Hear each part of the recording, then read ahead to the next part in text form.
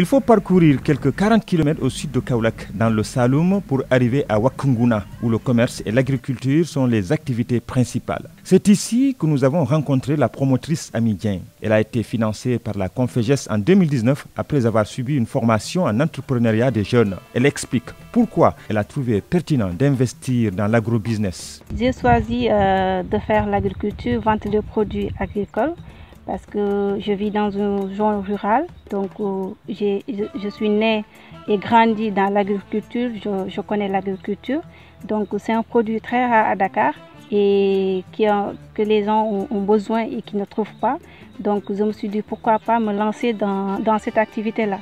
Donc là, c'est ça.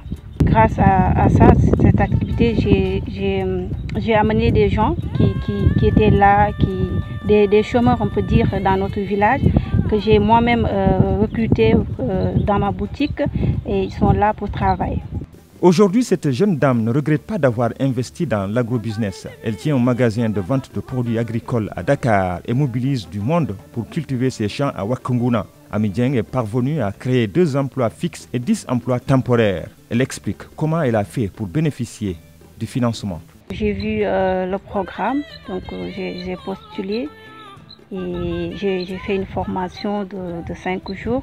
Et grâce à Dieu, donc j'ai été choisie. Depuis lors, elle se bat nuit et jour pour développer son entreprise, non sans difficulté. Les difficultés rencontrées, d'abord, il y a la location qui est un peu élevée. Vous savez, à Dakar, c'est pas évident avec la location.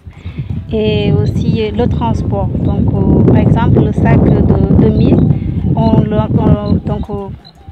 le transport, c'est à 2000 francs le sac. Donc, c'est pas évident si tu veux transporter par exemple 10 sacs ou bien 50 sacs, là c'est vraiment de l'argent. Ensuite on a formé la boutique. À un moment on a fermé la boutique, j'ai continué à payer mes employés. Impactée par la Covid-19 et a entraîné la fermeture de son magasin de Grand Yoff à Dakar, Amy Dieng a trouvé un palliatif. Pour me rattraper, donc je me suis dit pourquoi pas m'investir. Donc je suis partie au village.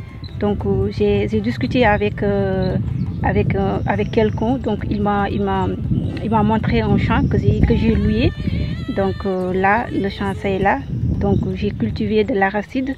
Avec l'arachide, j'aurai 2 produits. Donc j'ai l'arachide en tant que produit, mais aussi j'ai le foin.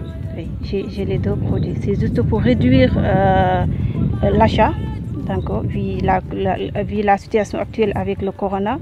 Donc c'est juste pour réduire l'achat et voilà, c'est pour me rattraper. Ensuite, j'ai pris une somme que j'ai donnée aux villageoises pour, à la fin de l'hivernage, récupérer le produit comme le mil, le maïs et comme d'autres produits, les bissap et tout ça. Oui. Comme on le voit donc, les difficultés rencontrées n'ont pas poussé la jeune promotrice à baisser pavillon. Au contraire, elle a pu diversifier ses activités pour garder le cap. Et voilà les conseils qu'elle prodigue à tous ceux qui veulent se lancer dans l'entrepreneuriat. Je les invite à intégrer dans le domaine de l'agriculture, c'est très important. Non seulement, on ne peut pas entendre l'État à chaque fois. Donc là, ça te permet de sauter employé. Voilà. Et c'est très important l'agriculture. On a la terre qui est très bonne. On a l'eau qui est abondante, pourquoi pas se lancer sur l'agriculture, c'est très important.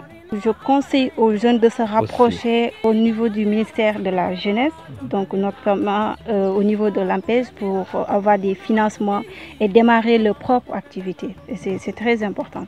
Amy Dieng n'a pas donc eu tort d'investir dans l'agriculture, ce secteur qui est au cœur du plan Sénégal émergent. En effet, l'agriculture constitue le pilier fondamental de la politique de développement du Sénégal qui réunit toutes les conditions favorables à l'essor d'une agriculture compétitive assurant la sécurité alimentaire et d'importants flux d'exportation vers des marchés de haute valeur.